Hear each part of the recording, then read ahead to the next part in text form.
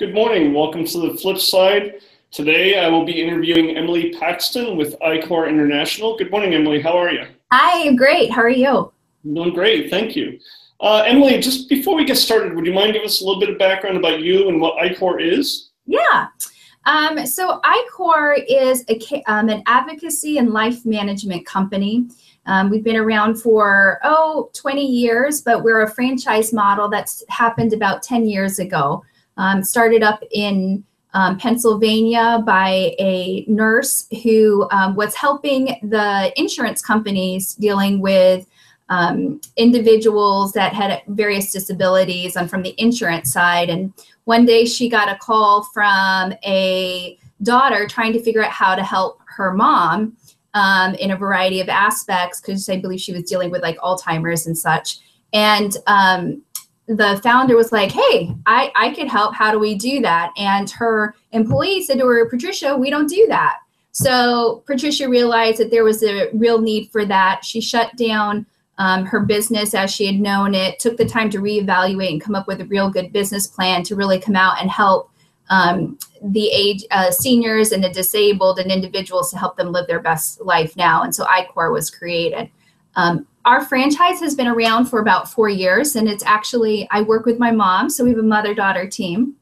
And she started it about 4 years ago when she was looking for an Act 2 career. And she had always, was always helping the individuals at church who were senior orphans or those who had disabilities, who are the underdog, and they just sort of gravitated to her. And she was looking at like a home instead or a right at home type of franchise, but realized she did not want to be dealing with all the resumes that come in through that type of thing, and really wanted to get in the nitty gritty of helping people. And she came across IKOR, and it just looked like the perfect match. So she has been doing it for 4 years. And then about a year into it, she said, Emily, I need you to come and help me. And so I have to say, it's been a wonderful, perfect fit for me as well. I've been in the political sphere. I've worked on Capitol Hill. I have fundraised. I have here in the DC area done the gamut of being an IT contractor. I helped my then husband grow his service business from $300,000 to $1 million. So I have just a huge variety of background. But the one thing that kept coming back to is that I really do enjoy helping people. And so working with my mom and helping the orphan seniors and those with disability has just fit right into my little brownie that stuck inside me from when I was a little girl, about that model of that brownies are supposed to help people. And so I love doing that. Awesome. Yeah. And along the lines with you mentioned orphan seniors, people with disabilities, and helping a lot of the population that would otherwise be overlooked. What type of people do you hire? I mean, who would you hire to do that type of work? Who is actually engaging with these individuals, and how are you screening them, that type of thing? So our model is unique in that the individuals who are actually doing the work and advocating and working with the seniors and those with disabled individuals are registered nurses. And our nurses have 10 years of experience in the medical field. In particular, in our office, our nurses have over 20 years of experience. And they have a variety of backgrounds of working within the home health. Some of them worked in hospitals, some have worked within psych wards. One of my nurses, she has, at least 30 years of experience. And she's done 20 years of lobbying and advocating on the Hill. So she has this incredible ability to research and get into how to talk to people and getting done what needs to happen. So that's where my registered nurses are. They have a really good, strong background, and they know the medical field, and they know how to work with people. They know how to work with doctors. So that's really fantastic. And then I have what are called our personal needs coordinators. And they are individuals who do daily money management of balancing the books, the checkbooks, paying the bills for our clients. But then they come along and assist the nurse who says, hey, our client just got diagnosed with diabetes. We need to order these for suppliers for them. Or, hey, we need to look at moving our client to an assisted living facility. This is what the assisted facility needs. can you go do the pre-check and look at what we have? Or, hey, they're doing great at home, but we need to get a chairlift. Can you manage that whole process of finding the people, getting them in, making sure that's all completed on time? So the PNC is really another individual who has a strong project management, take charge, can get the job done, but also then doesn't mind the little nitty gritty of sitting down with clients and helping them to writing out the checks to handling it all themselves and taking it on, depending on what kind of relationship we have with that client. That's incredible. I mean, they I'm just thinking about how much I'm responsible for my son, and how much I think I'll be responsible for him as he gets older. And as a parent, I got to tell you that just seems like it takes so much weight off my shoulders. And not to mention, if you're a child, you have an adult parent who may be suffering early onset dementia or Alzheimer's or some other disease, and maybe you're out of state or something, but knowing that there's an organization like this that can help them, that is truly amazing. Well, it is really exciting, and we're continuing to see a growing need, and our franchise is located throughout the entire U.S. And so we're just continuing to see more people who see that need for help and assistance along the way, and it is very rewarding to help individuals with disabilities, or parents who are getting older. 60 they say is a new 40, but I think around the 70 block, life really starts to take hold. So when when parents have an individual that's disabled and the parent is starting to hit the 70 to 80 time frame, it's starting to say, okay, what's going to happen to my son or daughter when I'm no longer here?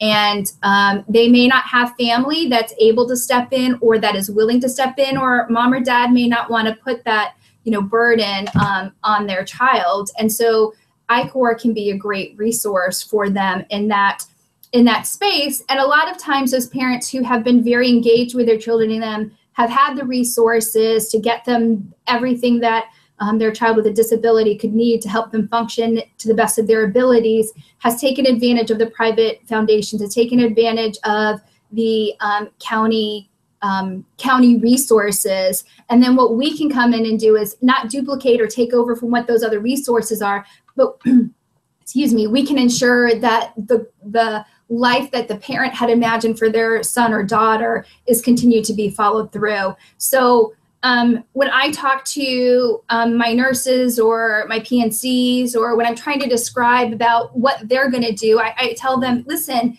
you're going to be like a surrogate daughter to that senior man or woman, or you're going to be that surrogate sister, and I'm using sister because I hire nurses and they tend to be female.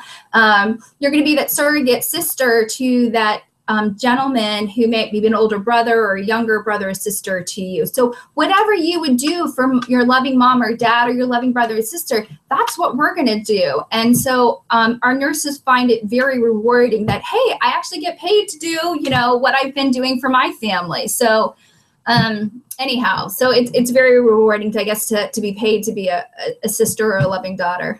Awesome. I could definitely see how it would be rewarding. I'm just going to dive in to address each of your services. I went to your website and you guys are very, very comprehensive.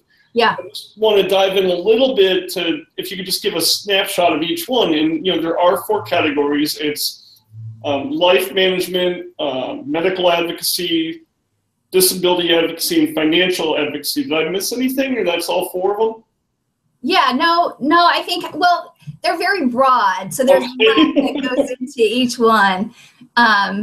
So I guess with our life management is when we come in, either through a family member has asked us, or an attorney or a trust company has come in. And what we do is we provide a comprehensive assessment of where that individual is. And we figure out where are they socially, where is their home, their environment, where are they medically, looking out for any type of triggers or warnings that would say there's some type of financial abuse or other abuse may be going on.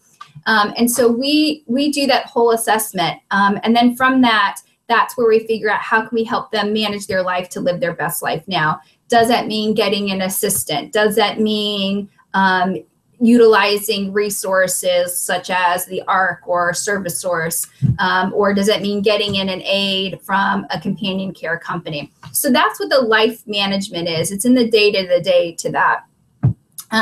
Then we go on to the medical advocacy. That's where our nurses really shine, and that's where people really like that, because our nurses can come in, look at the situation, get all the medical records, which sometimes can be voluminous, especially if it's an individual that's disabled, and we're trying to figure out how are they disabled, or what is their disability, or is this disability one that was from childhood, or is it traumatic brain injury? Is it self-induced because of bad drug choices? You know, where did they have a stroke? So it's looking like Asperger's, but really isn't Asperger's. So they're really sitting down, devouring all that medical information, and then saying, okay, I've got this now, so how can I help them medically? So our nurses are then making sure the doctors are the best board certified doctors. They're setting up the appointments. They're going to the appointments. So they're advocating for their individuals. So, you know, my mom likes to give the example of when my grandmother was still living and my mom was working. My grandma was getting on in age, lived to about 92, and the beginnings of, you know, dementia, just more forgetful. She'd say, hey mom, how is the doctor's appointment? And the doctor's appointment was set up to go talk about her knees. She's like, oh, it's fine. It was great. Mom, how about your knees? Oh, they're good. You know, so it's like, so where the nurse can go in and say, listen, we're coming here today to talk about her knees, and this is what's going on, and be able to advocate for that individual and then report back to the family members. The same thing with our individuals who are disabled. We have a lot of clients that have some type of mental disability who are dual diagnosed. So they are going to the psychiatrist appointments to we don't get involved in the talk therapy, allow them to do that. But when we're going to get prescribed and saying, hey, listen, this is what this individual is complaining about. We're not sure that this is working right. And oh, by the way, we're dealing with her having unexplained seizures. So they're really able to give that fuller, bigger picture to the doctors. And what we've been finding is that doctors in the clinician level love having our nurses because they can speak eye to eye. They speak the same language. They get it. And here's the other thing. They can't blow off a nurse because our nurses are really good to be respectfully to be able to say, hey, doctor, don't you think we should be doing X, Y, and Z? Or a most recent case, one of my nurses was working with one of our seniors who has a pretty rare condition, and she's at Kaiser, and she's probably only one of 2 individuals that Kaiser sees that has this diagnosis. And she had a setback in February of 2016, and we just came on in November. But by the time my nurse has been brought up to speed of what's been going on, was getting into Kaiser, we were getting to see the top people. That one small morning that was only supposed to be, you know, one short appointment, because my nurse was there, had already seen him, this is the second time, said, hey, listen, you know, Kaiser's really known for its innovative. Don't you think maybe at this point, if you're telling me she's only one of 2 clients, maybe that we could get a referral out? And he was like, yes. Opened up all the doors. She now has a referral. Our client now has a referral to Johns Hopkins, where they specialize in this type of ailment that she has. And so it's huge what's going on. Our client, as she likes to say, I'm no longer the can that's getting kicked down the road, because our registered nurses are going in there, and there's that clinician respect about it. So that's some examples of how we advocate medically for our seniors and those who are disabled. Then we can step in a financial role, as I was saying, daily money managers. We are a member of the American Association of Daily Money Managers, where we just get into, like, what are the bills that need to be paid? How do we check the balances? We do take on a fiduciary role where other daily money managers won't do that, because we can also serve in the capacity as a conservator or a trustee. And that conservator is responsible to the court system and has to provide yearly accounting of how every single dollar was spent. And so there's that good checks and balances to protect individuals who have lost their rights. And the court is overseeing that to make sure that their money is taken care of very judiciously. So that's what we do in the financial aspect. I don't get into the financial advising. I'm going to come to you, Eric, and deal with all those things and to say, what do we need to do? You know, you're the expert in this area. I want to let you shine, and we're going to move forward. Such as if I have a client and I go, they don't have any estate plannings, they don't have a power of attorney, or they don't have a will. I'm going to find the lawyer. I'm not going to pretend to be the lawyer. You know, that's where if we need to say, hey, this home needs to be more family, needs to be more accessible for a disabled individual or a senior. We're not going to tell the contractor what to do. We're going to bring in the right designer to say, hey, is this doable? Can we make this livable? And then we're going to get the bids out there, and we're going to manage that whole bidding project. So we're like a project manager of the various aspects that go on to it.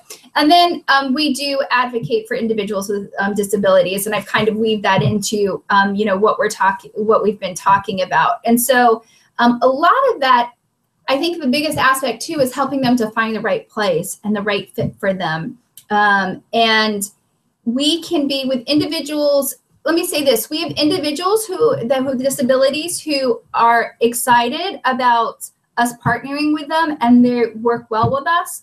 But then we also have individuals with disabilities who aren't too keen on the idea that we're involved in lights, and sometimes they like to be a little bit, well, just not easy to work with. But we've been hired to help them either by a trust company or a family, and we're always going to advocate for them the best so that they have a roof over their head, food in their bellies, and clothes on their back.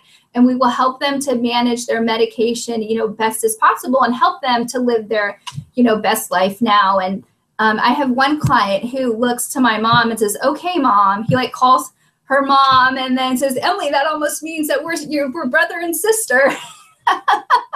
So, Mom can be a little bit more hard with him, about things. You're like, "No, you have goals. We're going to do this." And then when he gets frustrated and blows up, then he comes around apologizing. He says, "I know you guys care about me and have my best interests." And we're like, "Of course we do. That's what we're here for." So you get to learn everyone's different personalities and, what makes them tick and how we can help them live their best life and, help them to be as responsible and independent as possible. So if my client can handle, money at 2 weeks at a time, I can give them 2 weeks at a time. But if you blow through in the first 3 days, I'm only going to give it to you for a week, and so those are examples of how we help those individuals. And we do work with the counties and the various aspects to help them. So what I heard, I just want to make sure, just a brief recap, make sure I understood it and the listeners and watchers understand it.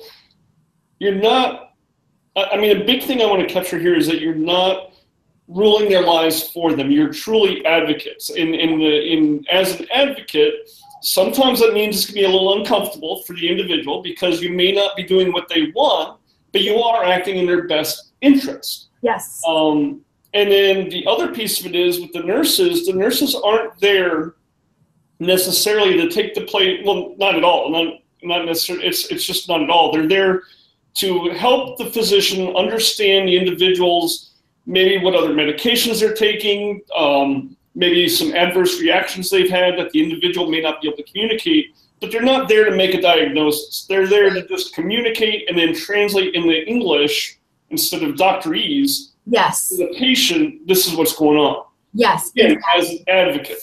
Right. And our nurses, they don't do any type of hands-on unless, the Hippocratic Oath, if, a client's with them, they're having a heart attack or something is going along and they're stepping in. So we'll hire out if they have, skilled nurses to do wound care or, those variety of things. They really are there to advocate for them. But because they know that full medical history, they're able to really advocate with their client, with that doctor, or be able to say, this doctor doesn't know jack. We've been to see him 2 or 3 times. This is not a good fit. He's not hearing what we're saying. We need to find somebody else. Or to be like, no, this guy is the best. And we may not like what he's saying, but this is, this is the gospel and that type of thing. So yeah, exactly what you had said.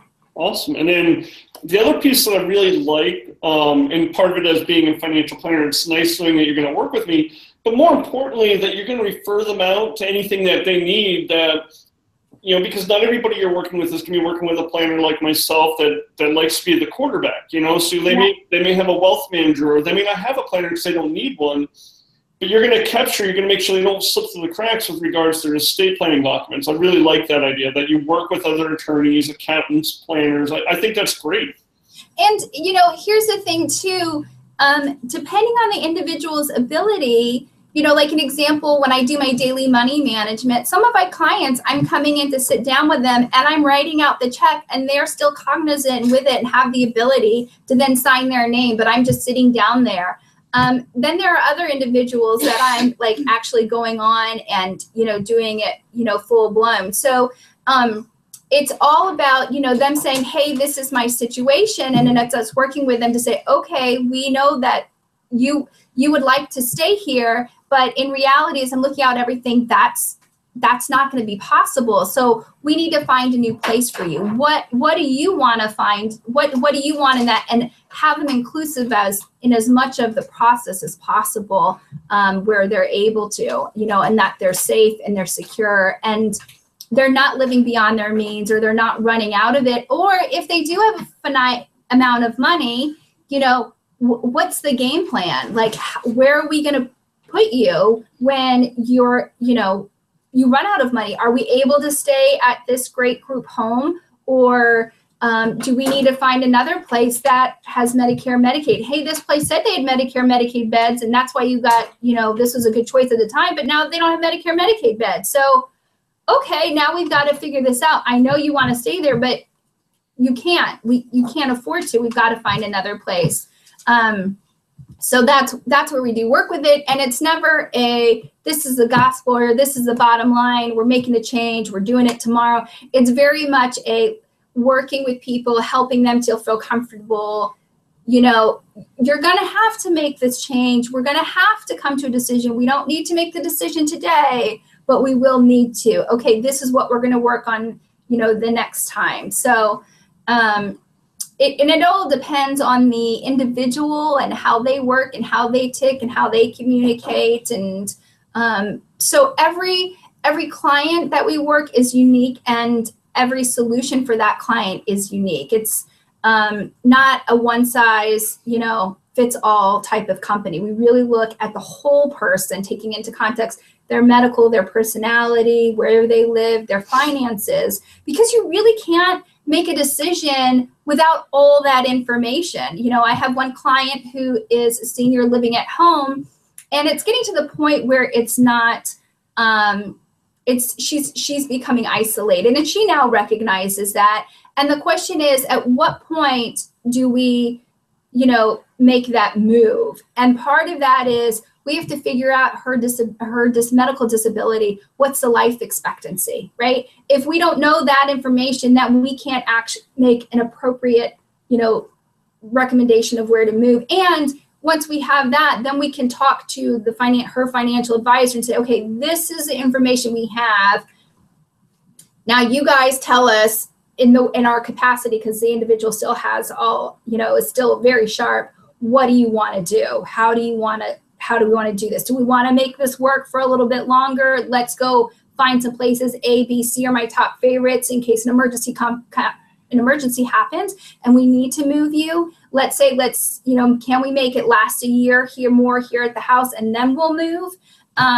So like I said, you can't make those choices without knowing, you know, what's going on one place or another.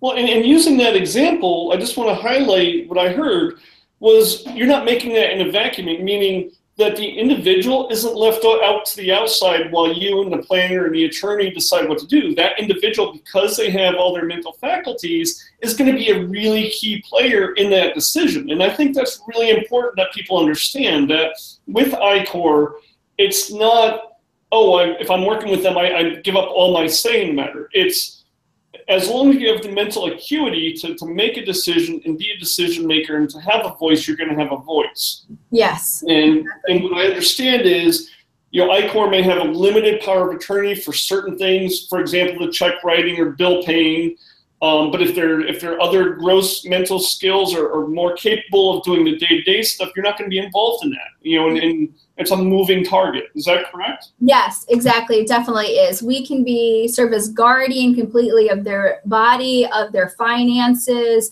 or we could just be a guardian of their body, or we could just be a conservator of them with the courts.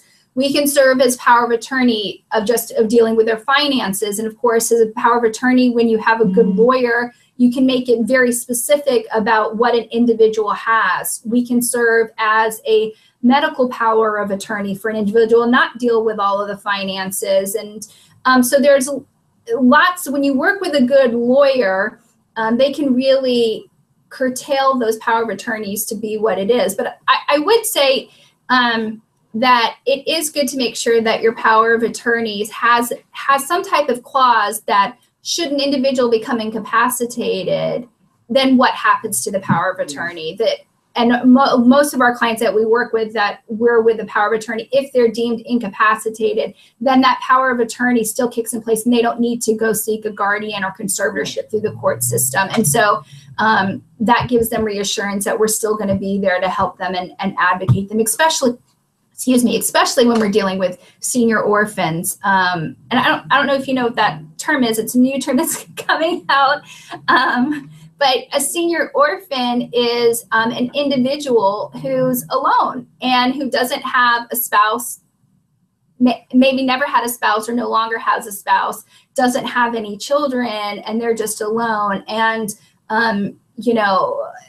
there's a real potential for them to fall through the cracks, especially if they're getting Alzheimer's and dementia, and they're just not keeping up with those type of things. So it gives a lot of confidence to the individuals who find themselves in that, to have a partner with IKOR, that our role can grow with them as being, hey, our nurses are going and advocating with you once a month to the doctor's appointment, to growing to, we need to get you in care once or twice a week. Oh, now it's grown to, every day. What's going on? Let's get you to the doctors. We think there might be some dementia. Oh, now you've been diagnosed with Alzheimer's. So we've been involved in that process. The power of attorney kicks in.